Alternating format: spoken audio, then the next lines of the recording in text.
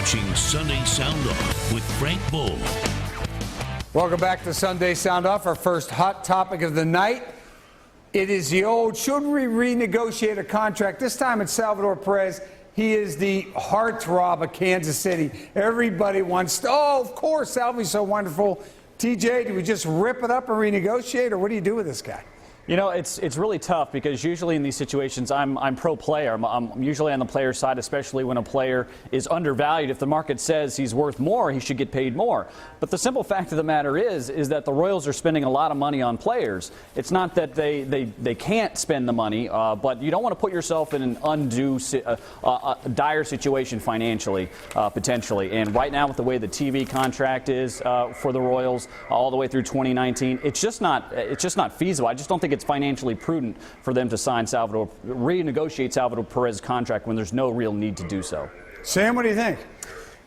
It is a rotten business decision to do this. They have him for 4 years at a total of about $20 million, something like that, depending on, it's a really complicated contract, so depending on some performance bonuses and things like that. So as a business decision, it makes no sense at all. But I think if you're the Royals, I admire the heck out of why they're going to do this, and I do expect them to do this. I've done a complete 180 on this. I didn't think they were going to last year when he brought it up in the middle of the year, but I think they are going to.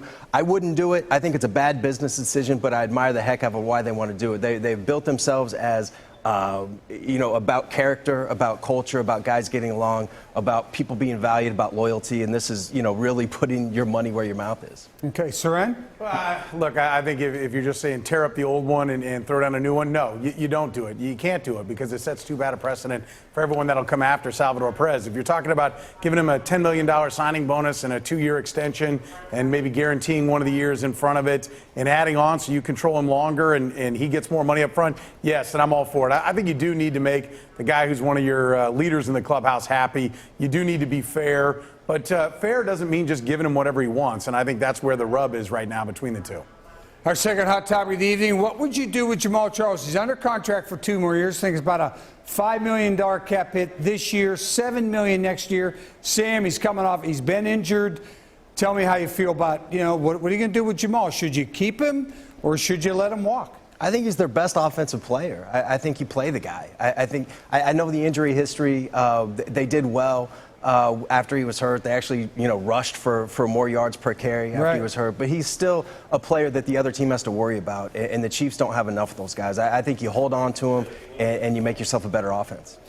Seren? He counts $5.2 million against the cap this year, and then that's it. And you can cut him in training camp and have no penalty. The guaranteed money's gone. All the cap problems are gone. This is a different situation than Sal Perez that we're talking about 4 or 5 years down the road. If Salvador Perez is hurt, if his knees are bad by that time, if his back continues to deteriorate, Jamaal Charles, you're on a day-to-day basis with this contract. This is still a team-friendly contract. It's $5.2 million. Heck, if he had played, he's the home run threat they needed against the New England Patriots. Maybe he busts a big one, and that game ends up a different way. So, yeah, absolutely. You keep Jamaal Charles. If you find out in training camp that there's just nothing there when he comes back, then you cut him at that point. But there's no reason to walk away now. TJ? So the concern here is Jamaal Charles going to be any good after the injury?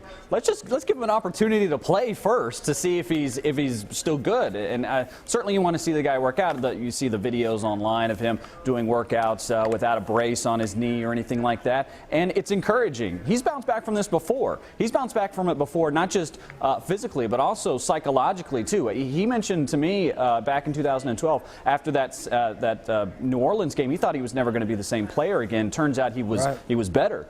So let's give him an opportunity here. I certainly don't think that we should start burying this guy's career before we know what's next for him.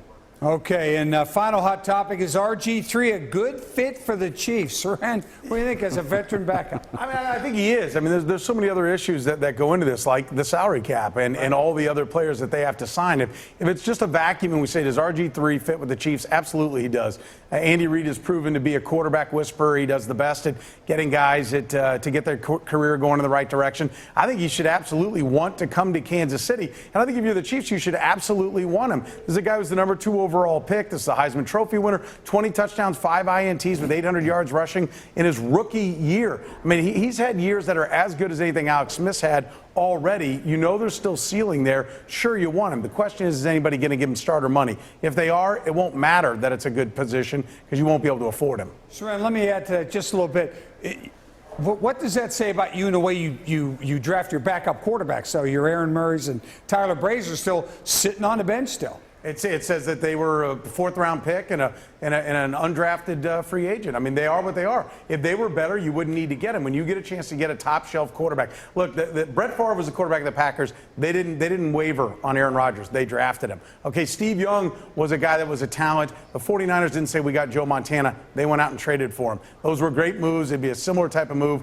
But now this is a salary cap era, and the Chiefs may not be able to afford it. All right, TJ, the RG3 talk. If you can work out a good deal with RG3 as a backup, then I say you absolutely go after him for all the reasons that were just stated right there. But you also have to remember, what are you getting? Are you going to get somebody who you want to eventually become the starter, or do you want just a backup? Because they already have those on the roster. And simply put, if your starting quarterback goes down at any point in the season, the chances of you making the playoffs is about 12%. So regardless, if your starter goes out, your season is basically over. So this would be a move that you bring him in and you hope that you rebuild him into the player that we saw make the postseason with the Washington Redskins. But I wouldn't look at him as and rely on him as some sort of major investment, something that you can actually turn into long-term success. Get him if you can at a reasonable price. I don't even know if they would give him or should give him what they gave Chase Daniel. I thought that was a contract that looked really, really big for a backup quarterback. I don't know if you would give RG3 that, and I'm guessing that's what he's going to expect.